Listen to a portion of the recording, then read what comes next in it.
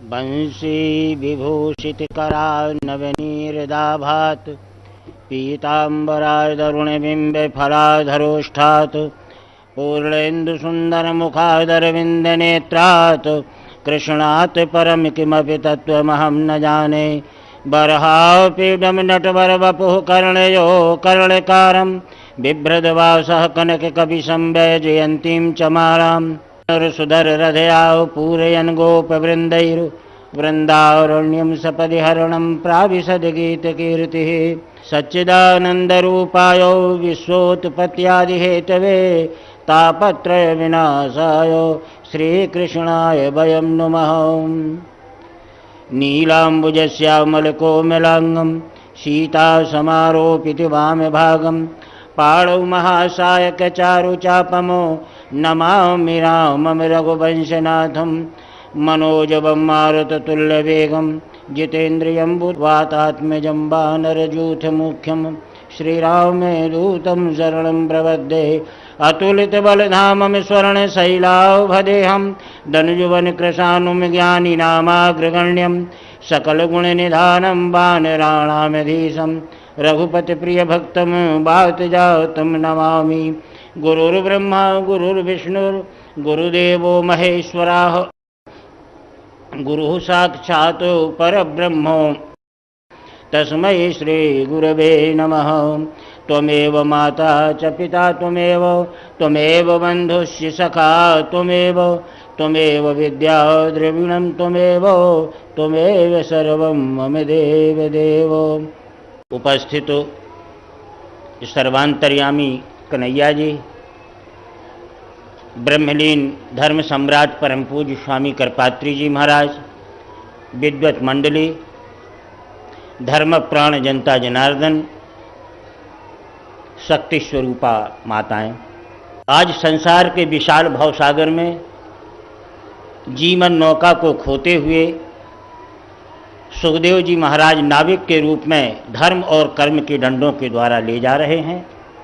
एक मुसाफिर यात्री कर्मवीर धर्म सम्राट परीक्षित बैठे हुए हैं और इस पार से उस पार जाना चाहते हैं। सम्राट कर्मयोगी परीक्षित को इस बात का भय नहीं है।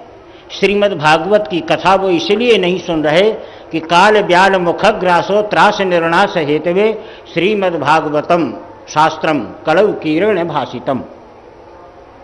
कलयुग में श्रीमद् भागवत की कथा का विस्तार इसलिए हुए कि मनुष्य के लिए काल ब्याल मुखग्रासो त्रास निर्णास हेतवे, माने विभिन्न प्रकार के त्रासों के निर्माण अलग होने के लिए नहीं, बल्कि काल ब्याल मुखग्रासो त्रास निर्णास हेतवे, माने मृत्यु में जा के पहले किस प्रकार का इस दुख और पीड़ा होती है, इस मृत्यु के समय की पीड़ा से समन होने के लिए, उससे मुक्त होने के लिए ग्रास निर्णास त्रास निर्णास हेतवे श्रीमद् भागवतम शास्त्रम कलौ कीर्ण भाषितम। ऐसा नहीं है कारण कई हैं, लेकिन हमारे सम्राट कर्मयोगी परीक्षित ने केवल एक ही बात समझी है कि परमात्मा मृत्यु से मुझे किसी भी प्रकार का दुख है, किसी भी प्रकार की पीड़ा नहीं है, क्योंकि नैसर्गिक नियम है, प्रकृति का प्राकृतिक नियम है कि जस्य जन्म सुनिश्चितम जाता मृत्यु में परिनिश्चितम।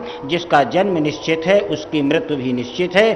पर जन्म के बाद मृत्यु के पूर्व हमें अपने जीवन को क्या करना है जिसमें जीवन की पवित्र सार्थकता हो जाए, बल्कि हमें उससे कोई लाभ नहीं है। भगवान समझे कि हम अपनी कृति को जिसलिए भेजा था, हमने अपने कृति को उसका उपयोग क्या हो रहा है, परमात्मा प्रसन्न हो कि हमारी इस कृति का, कृति माने क्षितिजल पावक गगन समीरा पंचर चिति अति अधम शरीरा। जिस पांचभौतिक शरीर को हमने युग में संसार में भेजा था, भगवान कलाकार है तो कलाकार को अपनी कला की आकृति पर पीड़ा न हो, उसे ये समझ में आवे कि इस पांचभौतिक शरीर का दुरुपयोग नहीं बल्कि उपयोग और सदुपयोग हो रहा है। इसीलिए उस कुम्हार को कितनी प्रसन्नता नहीं होती होगी जिसका बनाया हुआ घड़ा सत्यनारायण की कथा में रख जाए या विभिन्न प्रकार के आयोजनों में कलश बन करके रख जाए तो बहुत आनंद आता है। वो कहता है कृतित्व जाति मृदेत बीजानम निर्माता मधेव विधीयते,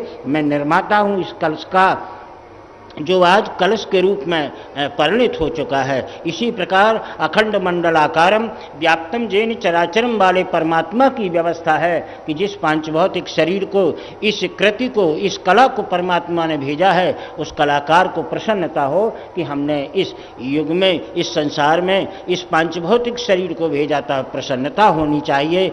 सुखदेव जी को सम्राट कर्मयोगी परीक्षित ने बताया कि काल ब्याल मुखग्रास और त्रास निर्णास हेतु से हमें इस कारण से श्रीमद् भागवत की कथा से कोई तात्पर्य नहीं है, हमें तो ये चाहिए इस पार उस पार पहुंचा दो। इस पार से उस पार पहुंचाने का अर्थ होता है कि अज्ञान ध्वांत विध्वंसो कोटि सूर्य समप्रभो और सूताख्या ही कथासारम मम कर्ण रसायनम। क्या काल ब्याल मुखग्रास को अपन छोड़ दें, अपन सम्राट कर्मयोगी परीक्षित के सूत्र पर चले कि अब इस पार से उस पार चले। तो अज्ञान ध्वांत विध्वंसो कोटि सूर्य समप्रभो और सूताख्या ही कथासारम मम कर्ण रसायनम। ये सिद्धांत, ये विचार, ये व्यवस्थाएं श्रीमद् भागवत रूपी नाव में बैठ करके सुखदेव जी केवट बने हैं और संसार सागर से पार जा रहे हैं। हमें भी संसार सागर से पार उतरना है, आपको परीक्षित बनना है। संसार के संत समाज, संसार के विद्वत वर्ग, संसार के बहुत बड़े संत और फकीर जो संत हैं, उन्हें आप अपना नाविक समझें और इस संसार के भवसागर से पार उतरने का एक प्रामाण्य अपने जीवन में उतारें। और जीवन का उद्देश्य होना चाहिए कि अज्ञान ध्वांत विध्वंसो कोटि सूर्य समप्रभो सूताख्या ही कथासारम मम कर्ण रसायनम। इस पार से उस पार जाना है। इस पार से उस पार जाने का मतलब क्या है कि रामनगर से कामनगर जाना है, ऐसे ही मान लो। शांति नगर से क्रोध नगर जाना है, प्रकाश से अंधकार की ओर जाना है। तो जितनी संसार की व्यथाएं हैं वो इस मार्ग से ले जाएंगी।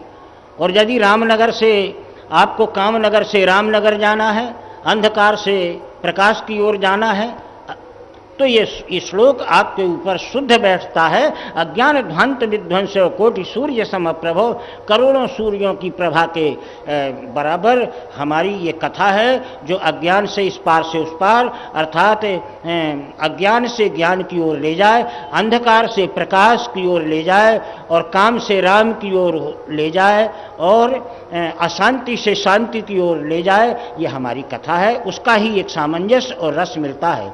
इसलिए सम्राट कर्मयोगी परीक्षित को सुखदेव जी ने बताया है कि संसार में रहते हुए भी और परमात्मा को प्राप्त करना, संसार में रहते हुए भी काम राम की ओर जाना, संसार में रहते हुए भी पापी संसार को कहते हैं पुण्य की ओर जाना सिवाय और अपने कर्म के अनुसार धर्म के मार्ग से ही जाया जा सकता है। इसके बाद में हमारे पास कोई भी ऐसा उपाय नहीं है। इसीलिए परब्रह्म परमात्मा ने वेदों की वाणी ऋचाएं बड़ी कठिन जची, उपदेश देने वाली।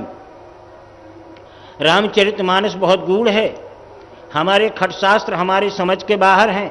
18 पुराण के श्लोक बड़े डिफिकल्टी वाले हैं, बहुत कठिन हैं। इसको सारे संसार का मानव समाज कैसे इस पार से उस पार जाए, अपने तथ्य को समझे।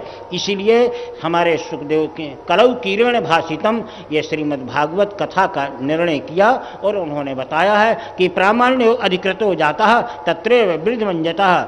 संसार के सारे लोग जनमानस इस पार से उस पार जाएं, अज्ञान से ज्ञान की ओर जाएं और अंधकार से प्रकाश की ओर जाएं, इहलोक से परलोक की ओर जाएं, नरक से स्वर्ग की ओर जाएं, दुख से सुख की ओर पलायन करें। यही हमारे जीवन की भौतिक मंजिल है। तो पारिवारिक, सामाजिक और राष्ट्रीय जीवन को पवित्र करने के लिए और कुमार्ग में जाते हुए उन्हें रोकने के लिए, सन्मार्ग पर लाने के लिए नारायण से नर बने, अपनी नर लीला के माध्यम से लोगों को पथ प्रदर्शन करने का उनका मुख्य लक्ष्य था। और मुख्य पथ प्रदर्शन करने का तात्पर्य क्या होता है? दुनिया के आल्हा नहीं, दुनिया का बखेड़ा नहीं, दुनिया की रामायण नहीं। उन्होंने तो सूत्र पकड़ा दिया संसार वालों को कि सूत्र पे चलो। इसीलिए कहा है जब ये हुआ कि भाई संसार पैदा करना है, संसार को जन्म देना है, तो भाषा कैसे हो? किसी ने कहा कि हम ब्रह्मा जी ने कहा कि हम महाकाव्य की रचना कर देंगे। विष्णु जी ने कहा है कि हम इतना सब कुछ बना देंगे कि सारा संसार भाषामय हो जाएगा। और सब लोगों ने सब कहा। बाबा से पूछा कि भैया आप क्या बनाना चाहते हो? कई लोगों ने कहा कि बाबा से ना पूछो, कहीं गट्टपट ना बता दे। बाबा माने प्रलयंकर भूत भावन शंकर। उनसे पूछो कि ये कहीं और कुछ ना बता दें। प्रजापति का निर्माण हो गया, सब कुछ हो गया। अरे बनाई, बोले पूछ लो, एक बार तो पूछ लो। नारद जी ने कहा, सब लोगों ने कहा कि दक्ष प्रजापति को बनाया, सारी प्रजापति का मालिक बना दिया। थोड़ी सी बात बिगड़ गई और बिगड़े बिगड़ाए में उन्होंने तमाम अपने अनुचरों को भेज दिया और दक्ष प्रजापति के यज्ञ को विध्वंस कर दिया। तो भैया बनी बनाई चीज में ना पूछो। तब नारद जी ने कहा कि अभी आपने बनाया कहाँ है महाकाव्य और काव्य खंड काव्य, केवल कल्पना की है। अगर बना लिए होते तो मत पूछते, बिगाड़ न दे बाबा। तो अगर अभी आपने कल्पना की है तो कल्पना में परामर्श आवश्यक होता है। याद रखना, आपके जीवन में जब कोई काम आप कर डालो, चाहे गलत काम हो चाहे सही हो, परामर्श लो, परामर्श मत लो। लेकिन जब आप काल्पनिक रूप में रहें तो आपकी सलाह, आपका परामर्श वो एक गुरु मंत्र का काम करता है। ये जीवन में सौदा कमा लो, जीवन में एक सूत्र पकड़ लो। बात महाकाव्य और सूत्र की हो रही है। बोले तो ठीक है। तो फिर नारद जी ने कहा, तो ब्रह्मा विष्णु ने कहा कि भैया चलो पूछ लो बाबा से। कैलाश गए, बाबा से पूछा कि भाई भाषा का निर्माण करना है, चूँकि संसार का निर्माण होगा, संसार बोलेगा कैसे, संसार कैसा क्या करेगा। महाकाव्य का निर्माण कर चुके हैं। उन्होंने कहा कि तुम्हारे महाकाव्य में निर्माण करे हो। महाकाव्य का अर्थ होता है बहुत बड़ा भाषा का फैलाव, इसलिए संसार को सूत्र दो। तो संसार को सूत्र कैसे मिले? बोले बाबा ने कहा, शंकर जी ने, कि ब्रह्मा तुम दे दो। बोले कि सूत्र का ज्ञान हमें नहीं है। बाबा को भाषा का ज्ञान है, बाबा को महाकाव्य का ज्ञान है, काव्य का ज्ञान है, खंड का ज्ञान है। लेकिन जब सूत्र की बात आई तो सूत्र की बात में ब्रह्मा जी ने कहा कि हम तो भाई फैलाव वाली चीज़ जानते हैं, सूत्र मूत्र हम नहीं जानते हैं। बोलो विष्णु जी आप सूत्र बना दो कुछ संक्षेप में, उससे फिर फैलाव हो जाए। उन्होंने कहा कि सूत्र का भैया हमें भी ज्ञान नहीं है, भोले भंडारी तुम बनाओ। उन्होंने कहा लाओ डमरू। अपने अनुसार से डमरू बजाए और जब डमरू बजाए तो 14 सूत्र निकले। 14 सूत्र निकले। आयोण एयोंग अयौच हैवरट लड़यम गणनम झवय घट 10 जब घट 10 खपय चटत चटतव कपय सकसर। ये व्याकरण के 14 सूत्र निकले। और ये जब 14 सूत्र निकले सारे महाकाव्यों में जब देखा तो 14 सूत्र की बात उसमें मिली। बिल्कुल 14 सूत्रों की बात। व्याकरण पढ़ने वाले बैठे होंगे हैं और सबको ज्ञान होगा कि ये 14 सूत्र बाबा की डमरू से निकले और सारे संसार के सारे विश्व के महाकाव्य उसी के अंदर आलोडन करने लगे। इसको तो हम समझ रहे थे कि बहुत बड़ा फैलाव है, लेकिन डमरू के 14 सूत्रों में ही सारे विश्व की भाषा का भाव भरा हुआ है। ये है जीवन का एक सूत्र जो परब्रह्म परमात्मा ने सारे विश्व को नरावतार धारण करके हमें सूत्र दिया। तो हमारे जीवन में फैलाव मत लाओ। किसी बड़े ग्रंथ को पढ़ने की आवश्यकता नहीं है। उस ग्रंथ को पढ़ेंगे, काल्पनिक रूप में विचलित होंगे और जब विचलित हो जाएंगे तो आपके जीवन में एक कंठी माला पहन जाएगी मंत्र की। उसका नाम होगा भ्रममाणस्य इतस्ततः। आप भ्रमित होकर के इधर उधर घूम रहे हैं। और भ्रमित होने का अर्थ क्या होता है? परमात्मा के प्रति अनास्था हो जाना, अपने गुरुवरों के प्रति अनास्था हो जाना, अपने बुजुर्ग अपने माँ बाप के प्रति अनादर का भाव प्रकट हो जाना। भ्रम में ये होता है। और परमात्मा की सर्वव्यापकता पर भी भ्रमित हो जाता है आदमी। अब ये जो सूत्र का स्वरूप है, अपने सूत्र जिसे कहते हैं, यही एक सूत्र है। आज भी इन सूत्रों के आधार पर भी तो हम आज विचरण कर रहे हैं। नर अपना विभिन्न प्रकार के कर्म कर रहे हैं, नारी अपने विभिन्न प्रकार के धर्म कर रही हैं, इन्हीं सूत्रों के आधार पर कि थोड़ा कर लो शायद बहुत कुछ मिल जाए, थोड़ा सा कर लो बहुत कुछ मिल जाए। तो जब थोड़ा सा करोगे तो तुम्हारा आदि बहुत छोटा होगा, मध्य विस्तार का होगा, अंत भी इतना सा होगा। ये है अक्षर शब्द और महाकाव्य की परिभाषा ये सूत्र है। तो हमारे जीवन में महाकाव्य में पढ़ते पढ़ते जीवन व्यतीत हो जाएगा, क्योंकि खंड काव्य है। सूत्र पकड़ो, सूत्र है हमारे परमात्मा के वचन, सूत्र है परमात्मा की जीवन शैली। इस जीवन शैली को यदि हम पकड़ेंगे, सूत्र है हमारा संत महात्माओं के, हमारे जो अतीत के संत महात्मा हैं, हमारे जो वर्तमान के संत महात्मा हैं, इनकी जीवन शैली ही हमारे जीवन का सूत्र है।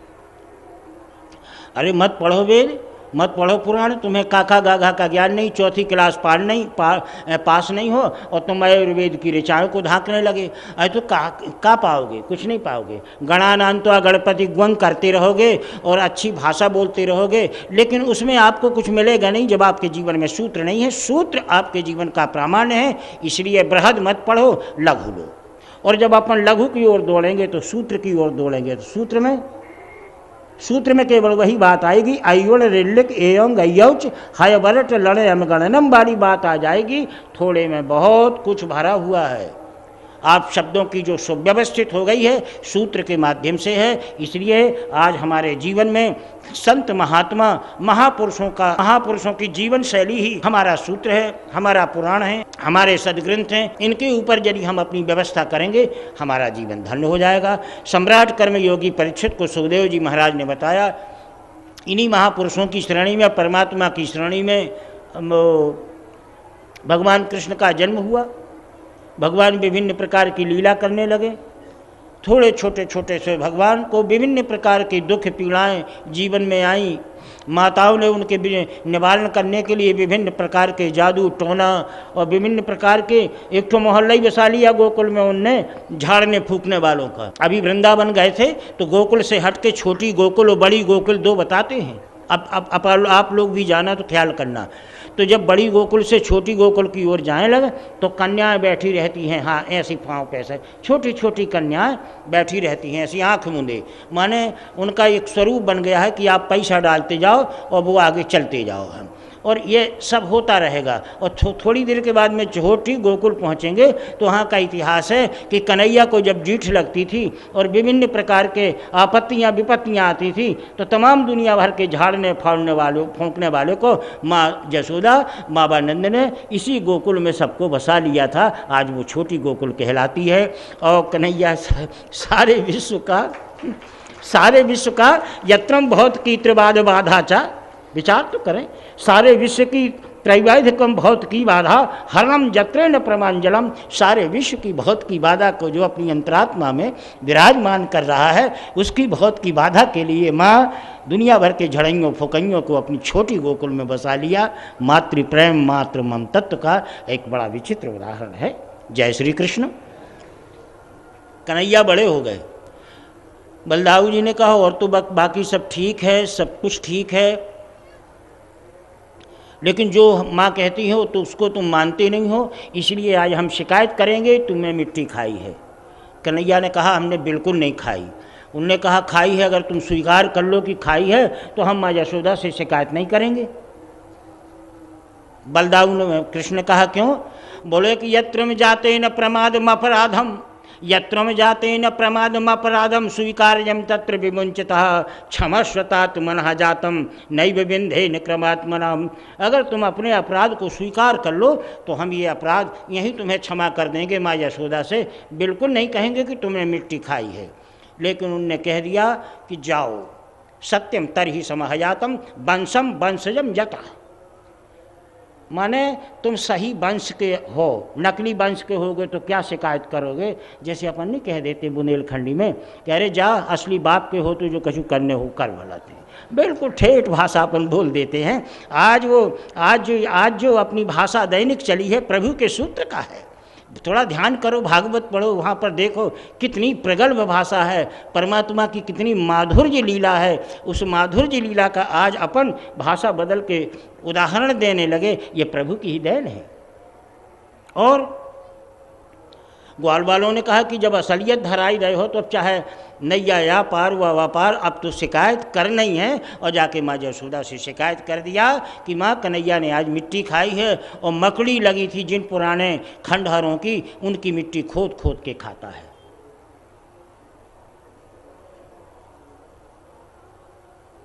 तलाश करो तो गहरे से तलाश करो। जीवन में कितने दुर्गुण छिपे हैं, इनको गहराई से तलाश करो।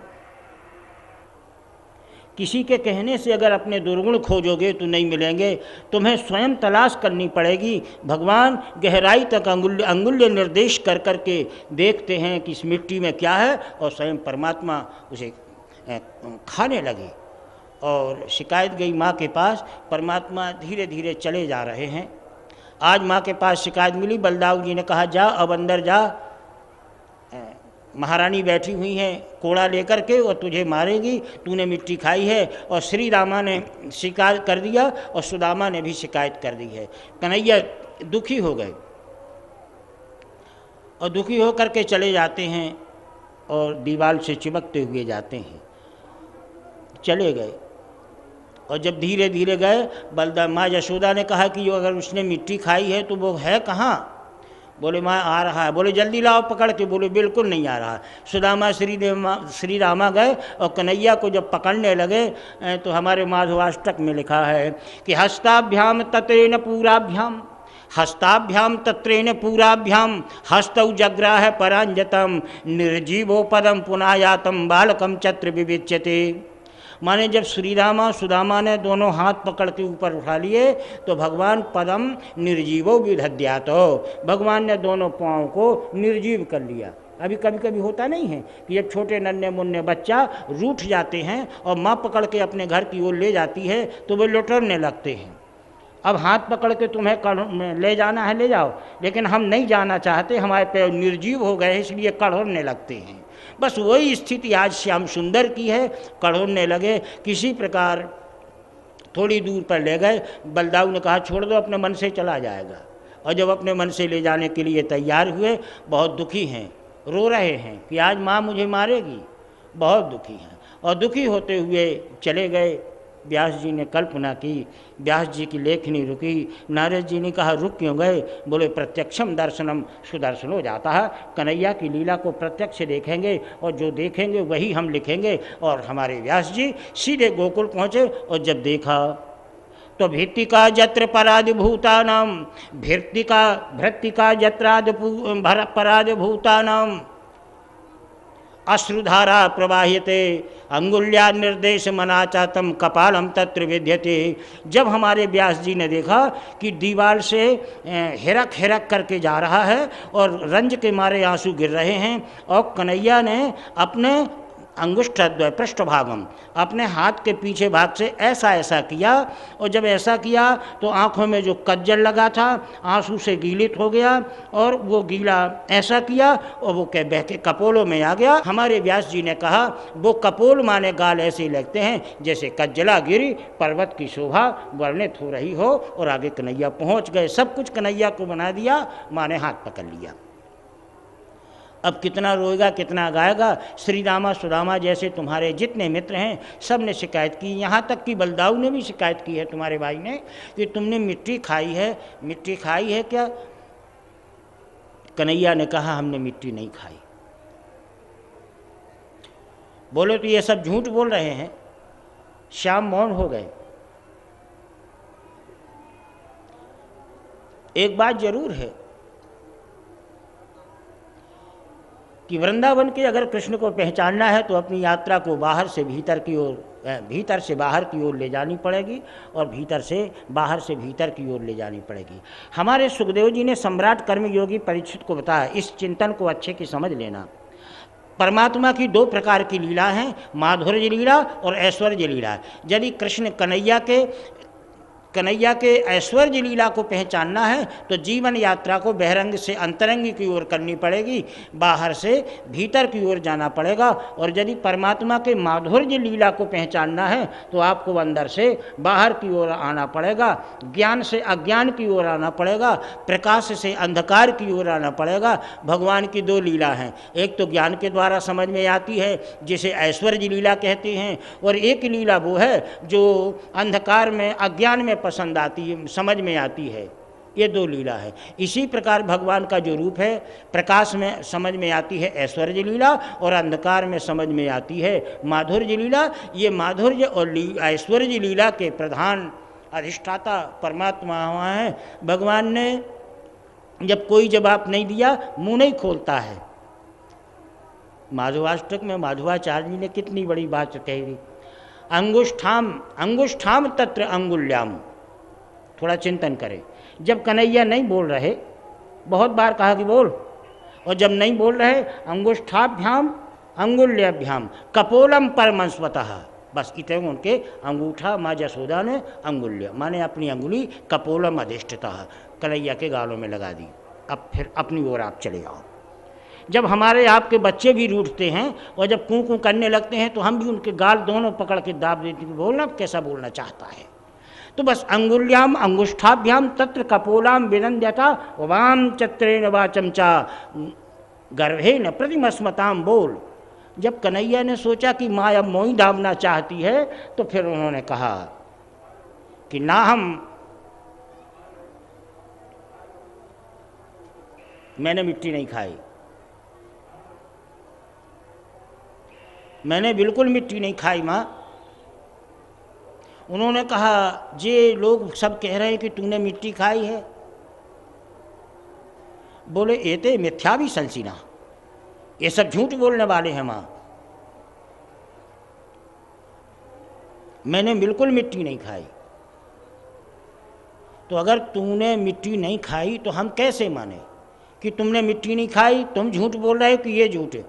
बोले जद सत्य गिरस्तर ही समक्षम तस्य में मुखम, यदि सत्य गिरस्तर ही, यदि इनकी वाणी ठीक है, यही ठीक कह रहे हैं, तुझे भरोसा हो रहा है, यदि सत्य गिरस्तर ही, यदि इनकी वाणी पर ही तुझे भरोसा है तो समक्षम पश्य में मुखम, तो मेरा मुंह देख लेना। अगर मैंने मिट्टी खाई होगी तो थोड़ी मोड़ी मिट्टी तो गाल में चबड़ों में कहीं ना कहीं तो लगी होती। माँ ने कहा उखाड़ दे, इससे अच्छा प्रमाण। शंका को निवारने वाला श्याम सुंदर कन्हैया है, गोपाल है हमारा। कहीं कोई शंका का निवारण ना हो, समाधान ना हो तो समस्याएं भी खड़ी कर देता है और समाधान भी वही दे देता है। ये प्रभु की बड़ी विचित्र लीला है, बहुत बड़ी विचित्र लीला है। माँ धोखे में पड़ गई कि नन्हे मुन्ने जो हमारे बालक हैं, उनके सखा हैं, मित्र हैं, वो कह रहे हैं कि इनने मिट्टी खाई। यहाँ तक कि सपोर्ट कर रहे हैं, बलदाऊ जी प्रमाण दे रहे हैं कि हाँ माँ मैं तो यार इनने मिट्टी खाई है, लेकिन ये कह रहा है कि मैंने मिट्टी नहीं खाई।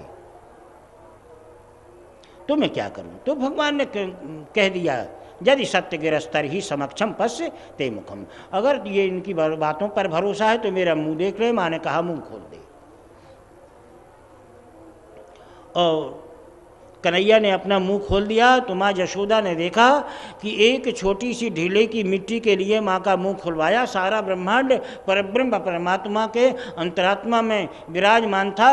यत्राम कंसान समान भूतानाम सहस्राणि प्रजमस्मताम ब्रजबाला चत्रमनाव्यातम यत्रो न प्रविधीयते। न मालूम क्या समझ में आया, कितनी ब्रजभूमि थी, कितने ग्वाल बाल थे, कितने गंगें थीं और कितने कंश थे, कितनी मथुराएँ थीं, समझ में आई। माँ आश्चर्य में पड़ गई और अपने मन में ध्यान लगा लिया। माँ अब अज्ञान से ज्ञान की ओर पहुँच गई, अंधकार से प्रकाश की ओर पहुँच गई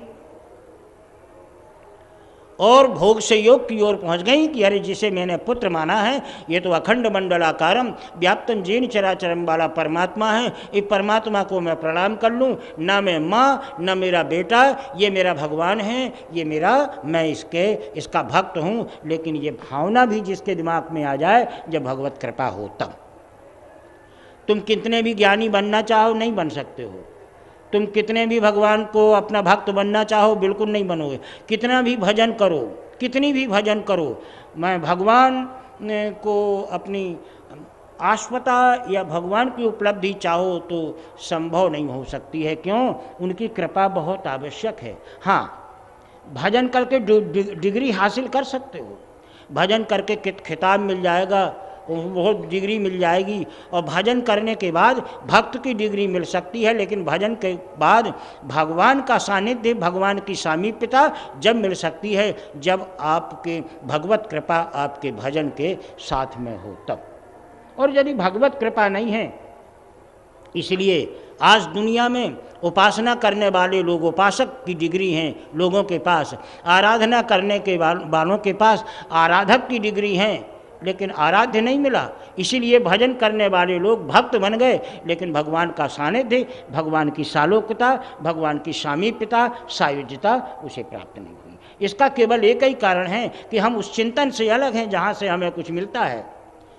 कपड़े का महत्व इसलिए है कि वो झंडा है, त्रिकूट है, और झंडे का महत्व इसलिए है, इसलिए उसे झंडा कहते हैं कि उसमें कुछ लिखा है, ओम या कुछ ना कुछ लिखा है। इसी प्रकार आज अपनी जीवन नौका या जीवन यात्रा में इसी प्रकार भगवत कृपा का होना बहुत आवश्यक है। भजन करो तो भगवत कृपा को जरूर स्मरण करो, जो कुछ भी करो भगवत कृपा करो। यदि भगवत कृपा आपके जीवन में नहीं है तो आपका भजन निरर्थक नहीं जाएगा। इस बात को चिंतन करके समझ लें, भजन तो सार्थक होगा और उसका उपयोग हुआ। अरे भजन का सदुपयोग तो जब होगा जब भक्त को भगवान मिल जाते, और भजन का उपयोग हो गया कि तुम भक्त तो बन गए।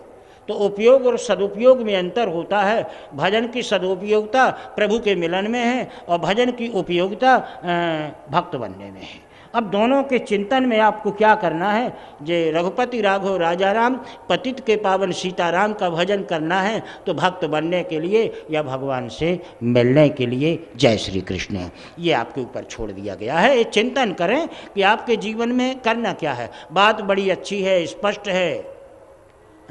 हम लौकिक गाना भी गाते हैं, बुंदेलखंडी भी गाते हैं, उत्तर भारत के लोग भी अपनी लोरियों में गाना गाते हैं, सब कुछ भी होता है। हम भी प्रवचन करते हैं, उपदेश देते हैं, आप भी सुनते हैं, लेकिन ये सब भजन है।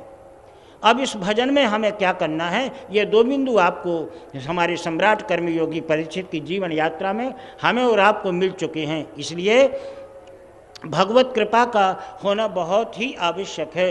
यदि भगवत कृपा नहीं होगी तो आपका भजन उपयोगी हो जाएगा, सदुपयोगी नहीं हो जाएगा। आपका जो उपासना है उपयोगी मानी जाएगी, आप उपासक मानेंगे।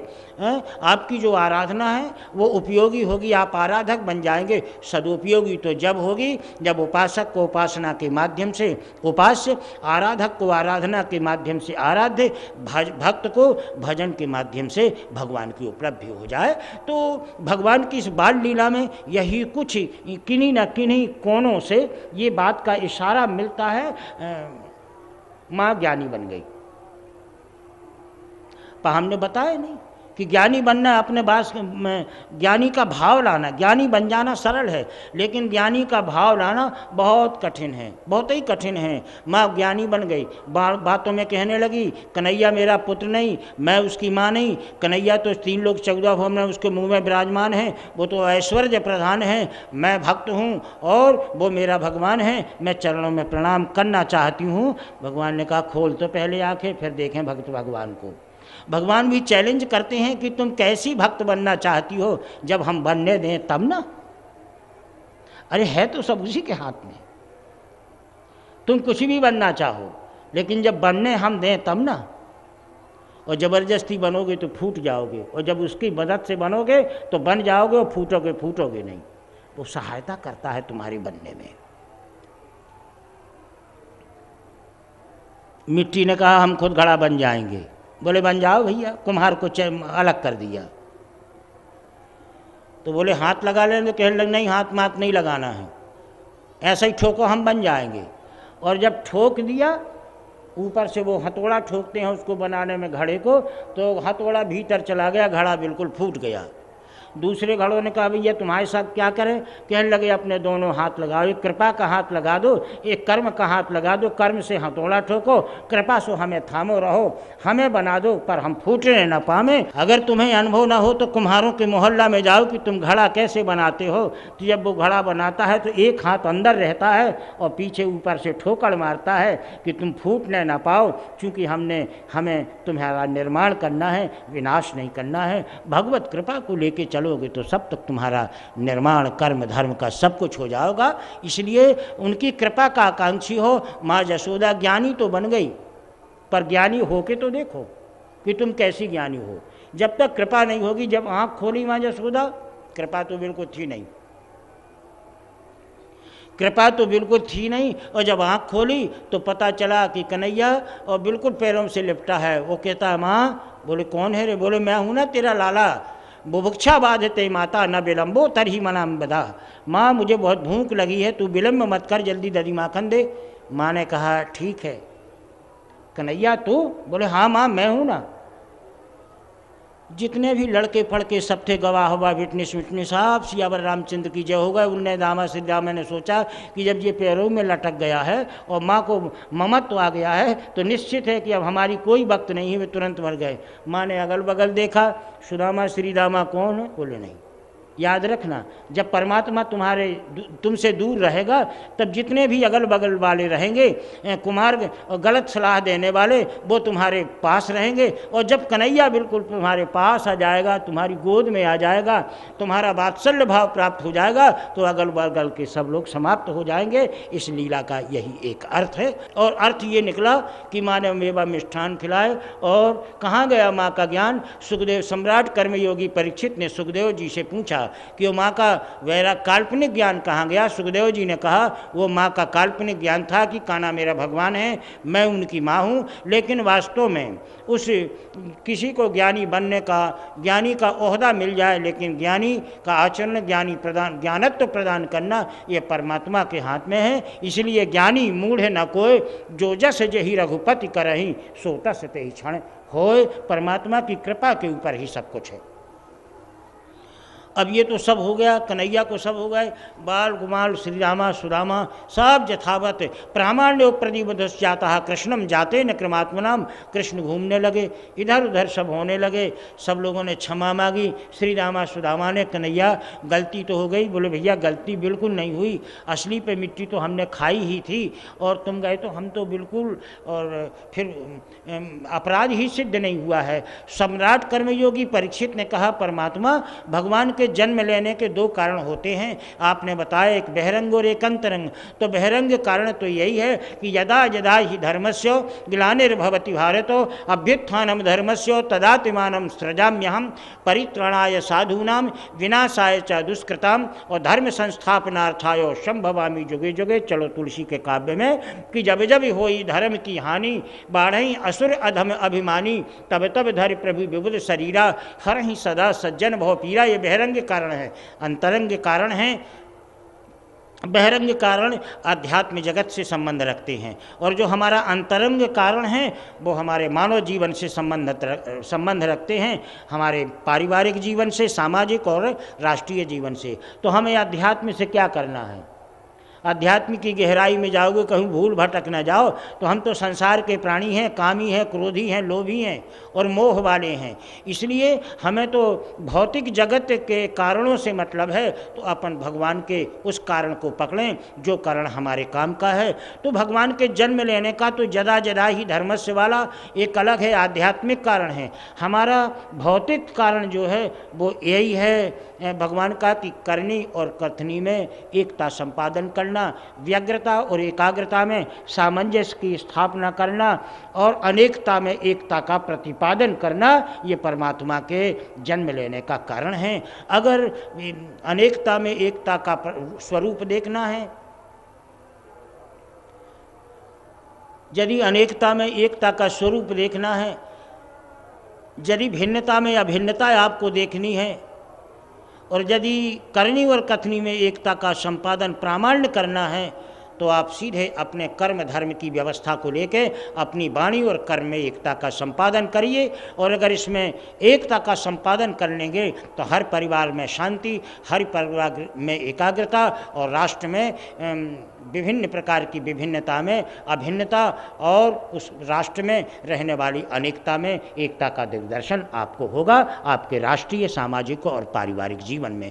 परमात्मा ने सारे जीवन का, चाहे वो श्री गीता का भगवान हो, चाहे श्रीमद् भागवत के दशम स्कंद का कृष्ण हो, और चाहे वो सीधे सीधे द्वारिका का कृष्ण हो, यहाँ पर गोकुल के कन्हैया से लेकर के, आप ध्यान देंगे, गोकुल के कृष्ण से लेकर के महाभारत के कृष्ण तक के जीवन पर यदि अच्छी प्रकार से चिंतन करें तो पता ये चलता है कि भगवान केवल एक पारिवारिक, सामाजिक और राष्ट्रीय जीवन का जीवन व्यतीत किया और केवल उपदेशक के रूप में कि तुम्हें आगे आने वाले संसार को हमारा ये उपदेश है, इस प्रकार का जीवन जियो। यही जीवन जिया। अंतरंग कारण क्या है? बहिरंग कारण क्या है? उसे जब पकड़ने के लिए गए तो यहाँ पर भी करनी और कथनी में एकता का संपादन था। संपादन ये था कि जब रामावतार के राम साकेत जाने लगे, माँ यशोदा के चरणों में प्रणाम करने के लिए गए तो माँ यशोदा ने देखा तो आँखों से अश्रुधारा प्रवाहित हो रही थी।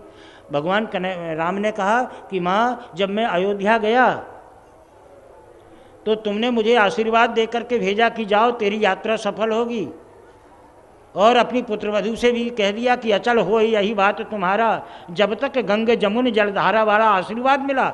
आज जब मैं साकेत जा रहा हूँ तो माँ तू रो रही है। उन्होंने कहा बेटा,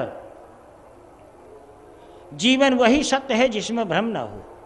याद रखना, जीवन के आदि में माने अपने जन्मकालीन जीवन में, जीवन के मध्य में जीवनकालीन जीवन में, और जीवन के अंत में मृत्युकालीन जीवन में, तीनों व्यवस्थाओं में रखा कि कहीं भ्रम का जाल तो नहीं फैला। अगर भ्रम का जाल फैला हुआ है तो जीवन आपका व्यर्थ जाएगा। इसलिए माँ यशोदा ने कहा कि बेटा, जीवन कोई भी हो, चाहे आदि का हो, चाहे मध्य का हो, चाहे अंत का हो, जब तू पालने में लेटा था तो एक बार भगवान महाराज वशिष्ठ जी आए थे, और वो गुरु थे, लेकिन वे ऐसे वैसे गुरु नहीं थे। वशिष्ठानि इंद्रियाणि यस्य सः, वशिष्ठा जिनके बस में 5 कर्मेंद्रियाँ 5 ज्ञानेंद्रियाँ थीं, वैसे ही वो वशिष्ठ थे, परम ज्ञानी थे। तो बोले माँ रहे होंगे परम ज्ञानी, पर तेरा कहना क्या है? उन्होंने कहा बेटा, जब वे तेरी हस्तरेखा देखे तो उन्होंने कहा कौशल्या, तेरे राम के मुँह में 3 लोक 14 भुवन या सारा ब्रह्मांड निवास करता है माँ। इसलिए मैंने एक नौकर लगा रखा था कि जब जब तू जम्हुआई लेगा तो मुझे जैसे ही कन्हैया के मुँह में 3 लोक 14 भुवन देखें वैसे ही मुझे चुटकी बजा देना, तो मैं आ जाऊँगा, जल्दी से आ जाऊँगी मैं। जीवन के सत्य को पहचानना है तो स्वयं पहचानो, नौकर मत लगाओ। ये माँ की भूल थी, बहुत बड़ी माँ की भूल थी। अध्यात्म रामायण रामचरितमानस की माँ बहुत अच्छी थी, लेकिन यहाँ पर भ्रम पाल लिया अध्यात्म रामायण की कौशल्या ने कि अपना परिचारिका लगा दी, और परिचारिका लगाई कि जब राम को जमाई आवे तुरंत बुला लेना। लेकिन जानते हो जमभाई समय में नहीं होती, जमभाई क्षण होती है। जमहुमाई जो है समय प्रधान नहीं होती, जमहुआई क्षण प्रधान होती है। वो तो 1 सेकंड को आई और आ करके बंद हो गई। इतने में तुम्हारे अनुगमन करने वाले जो नौकर हैं, परिचारिका हैं, कितनी देर, वो तो जमवाई आई, वो गई, और जैसे ही आई सो जमवाई बंद हो गई। अध्यात्म रामायण की कौशल्या ने बहुत बड़ी भूल की, वो भ्रम मुझे राम आज तक बना हुआ है। और जब जब जम्माई आई, और मैंने भी तेरी जम्माई को देखा कि तेरे मुंह में 3 लोक 14 भुवन हैं, और मैं देख नहीं पाई, तो राम ऐसा लगता है भ्रम मानस ततः यह कौशल्या का जीवन भ्रमित हो गया है कि गुरु के वचनों पर अविश्वास किया जाए, या वास्तव में तेरे मुंह में 3 लोक 14 भुवन है, 14 भुवन है, 14 भुवन है।